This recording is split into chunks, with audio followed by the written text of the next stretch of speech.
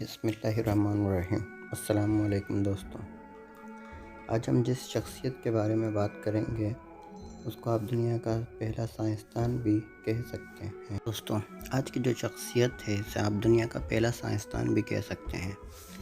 ہم بات کر رہے ہیں 460 سے 370 قبل مسیح کی۔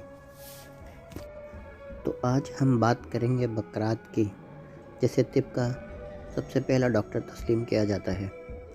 یونانی دیومالا میں اسکلوپس اپالو کا بیٹا تھا۔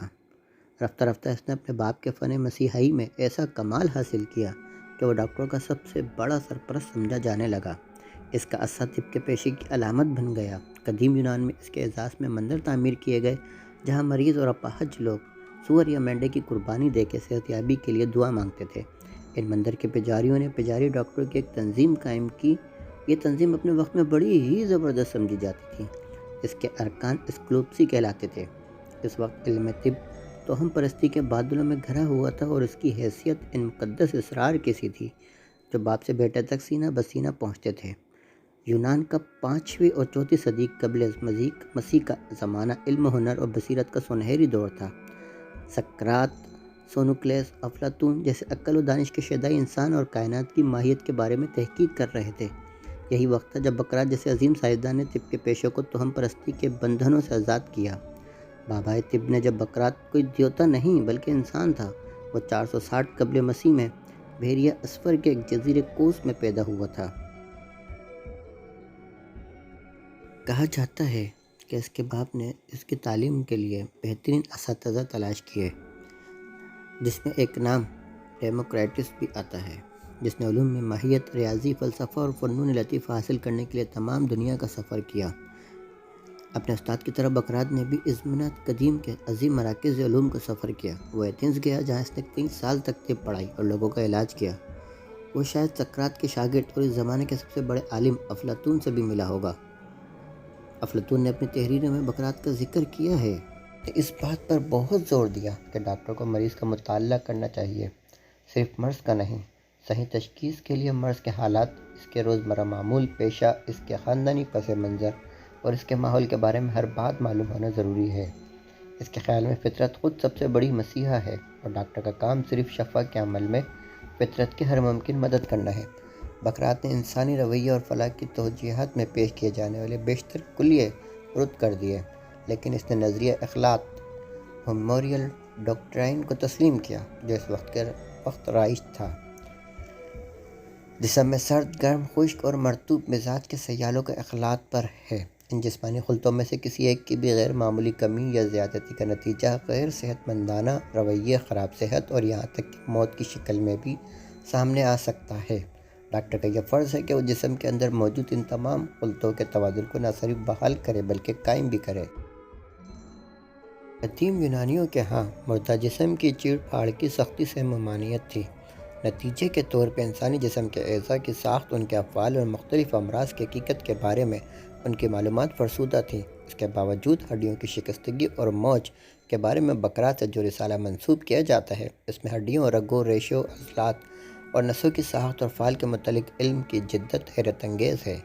یونانی صحت جسمانی کو بہت اہمیت دیتے تھے، اس لیے سخت ورزشوں کے دوران میں لگنے والی چوٹوں کا علاج بھی طب کے پیشے کا معمول بن گیا۔ ہڈی کی شکستگی اور موج کی تشخیص اور علاج کے بارے میں اس نے جو ہدایت دی ہیں، ان میں پٹیاں اور کھپچیاں باندھنے کے طریقے بھی شامل ہیں۔ ان سب ہدایت کی ہمارے زمانے کے طور طریقوں سے ہم آہنگی دیکھ کر تعجب ہوتا ہے۔ میدان جنگ میں یونانی فوجوں کے ساتھ ڈاکٹر بھی ہوتے تھے۔ امکان غالب ہے کہ بقراط نے بھی کچھ عرصہ فوجی جراح کے فرائض انجام دیے ہوں۔ اس کی تحریروں میں زخموں کی دیکھ بھال اور علاج کے بارے میں قابل عمل ہدایت ہیں۔ بلیسٹر سے بہت پہلے زخموں کی جراثیم سے تطہیر کی ضرورت کو تسلیم کیا جاتا تھا، اگرچہ کسی کو اس کی وجہ معلوم نہیں تھی۔ بقراط نے آپریشن تھیٹر اور آلات جراحی کی بنیادی اور ان کی تطہیر کے لیے واضح ہدایت دی ہے۔ زخموں کا منہ پٹیوں کے ذریعے بند کرنے سے پہلے زخموں کو بہت احتیاط سے صاف کرنا ضروری ہوتا تھا۔ پھر دوائی کے طور پہ استعمال ہونے والی جڑی بوٹیوں کو ایک صاف پہے کے ذریعے لگانا اور ڈھانپنا ہوتا تھا، اور پھر جس دوران میں زخم فطری طور پہ بھر رہے ہوتے تھے، مریض کی غذا اور دیکھ بھال پر بہت زور دیا جاتا تھا۔ بقراط کے لیے شاید 20ویں صدی کے کسی بھی اسپتال کا ماحول اجنبی نہ ہوتا۔ تیسری صدی قبل از مسیح میں سکندریہ کے عظیم الشان کتب خانے کے لیے بقراط اور اس کے شاگردوں کی طبی تحریروں کی تالیف کی گئی۔ یہ تالیف طب کے لیے سنگ میل کی حیثیت رکھتی ہے۔ یہ عظیم کتاب جو بقراطی مجموعہ ہائپوکریٹک کلیکشن کے نام سے موسوم ہے، تقریباً 5 صدی تک ڈاکٹروں کے لیے آسمانی صحیفے کا درجہ رکھتی تھی۔ اس میں طب کے موضوع پر تقریباً 87 تحریریں ہیں جو طب کے پیشے کے تقریباً ہر پہلو پر حاوی ہیں۔ ان تحریروں میں جس چیز پر سب سے زیادہ زور دیا گیا ہے وہ صحت اور بیماری کی تہہ تک پہنچنے کے لیے صحیح اصولوں کی ضرورت ہے۔ سب سے اہم بات یہ ہے کہ اس مجموعے میں طب کے پیشے کی شرافت اور اس تربیت پر جو مستقبل کے ایک ڈاکٹر کے لیے لازمی ہے زور دیا گیا ہے۔ ان میں سے بعض تحریریں آج کے طبی فکر سے میل کھاتی ہیں۔ بقراط کے ایک رسالے مقدس بیماری کے بارے میں آن دا اسکیئر ڈیسیز کا موضوع مرگی ہے۔ مرگی میں مریض کے جسم کو جھٹکے لگتے ہیں اور وہ بے ہوش ہو جاتا ہے۔ اس مرض کے بارے میں اس کی رائے پر بڑی پرمغز ہے۔ بہت سے جاہل ڈاکٹر اس تکلیف دہ مرض کو کسی دیوتا کے عطاب یا بھوت پریت کے سائے سے تعبیر کرتے تھے اور مریض کا علاج جادو ٹونے اور تعویذ گنڈوں سے کرتے تھے۔ اس پہ بقراط بہت برہم ہوتا تھا اور کہتا تھا کہ ایسے ڈاکٹر بیماری کو مقدس صرف اس لیے کہتے ہیں کہ وہ مرض کی صحیح وجہ سمجھنے سے قاصر ہیں۔ اس کو اس بات پر اصرار تھا کہ ہر مرض کی بنیاد، خواہ وہ کتنا ہی خوفناک کیوں نہ ہو، فطرت میں ہے۔ یہ اقدام علم طب کے لیے بہت اہم ثابت ہوا کیونکہ اس کے بعد سے طب کے پیشے کو دیومالا اور توہم پرستی سے ہمیشہ کے لیے چھٹکارا مل گیا۔ بقراط کے زمانے میں بھی اچھے ڈاکٹر اکثر کام کے بوجھ تلے دبے رہتے تھے۔ مقولے اپورزمز عقل و دانی سے بھرپور اقوال زن کا ایک سلسلہ ہے۔ یہ مقولے معروف ڈاکٹروں میں درست انداز فکر کی ہمت افزائی کرتے ہیں۔ کتاب کے لب و لہجے کا اندازہ اس کے پہلے جملے سے ہی ہو جاتا ہے۔ اس جملے کا اکثر آج بھی حوالہ دیا جاتا ہے جس کا ترجمہ کچھ یوں ہے: زندگی بہت مختصر ہے اور فن طب صبر طلب۔ دیکھو، علاج کے موقع ہاتھ سے نکلے جا رہے ہیں، تجربہ خطرناک ہے اور فیصلہ مشکل۔ بعض مقولے مثلاً ایک آدمی کی غذا دوسروں کے لیے زہر ثابت ہو سکتی ہے، ہماری روزمرہ بول چال کا حصہ بن چکے ہیں۔ اس کے بتائے گئے پاس علاج مثلاً ہچکیاں روکنے کے لیے چھینکیں دلوانا گھروں میں ابھی تک رائج ہے۔ بقراط کے لیے طب کی حیثیت صرف فن نہیں، علم کی بھی تھی۔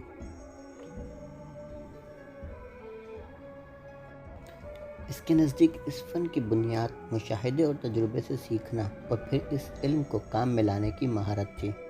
ایک جگہ بقراط لکھتا ہے، فن طب فنون میں سب سے زیادہ قابل احترام ہے، لیکن ڈاکٹروں کی جہالت کی وجہ سے تمام فنون میں سب سے پیچھے ہے۔ اس کے تمام شاگرد ایک شخصی معاہدے کے تحت اپنے استاد کے پابند تھے۔ یہ معاہدہ بعد میں بقراط کا عہد نامہ ہائپوکریٹک اوتھ کہلایا۔ اس وقت سے لے کر اب تک ہر ڈاکٹر طب کی صنعت لیتے ہوئے سب کے سامنے یہ عہد کرتا ہے کہ وہ اپنی زندگی اور پیشے دونوں کی پاکیزگی اور تقدس کو برقرار رکھے گا۔ تو کیسی لگی آپ کو یہ معلوماتی ویڈیو؟ امید ہے کہ آپ کے علم میں اضافہ ہوا ہوگا۔ اگر آپ کو یہ ویڈیو پسند آئی ہے تو لائک اور شیئر اور اس چینل کو سبسکرائب کیجیے۔ اس جیسی اور اس طرح کی بہت ساری ویڈیو آپ کو ملتی رہیں گی اور آپ کی معلومات میں اضافہ ہوتا رہے گا، خاص طور پہ ان لوگوں کے لیے جو اسٹوڈنٹ ہیں اور جنہیں تاریخ سے دلچسپی ہے، ان کے لیے یہ ویڈیو بہت کارآمد ہوگی۔ اپنا بہت سارا خیال رکھیے گا، دعا میں یاد رکھیے گا، لائک کیجیے گا۔ اللہ حافظ۔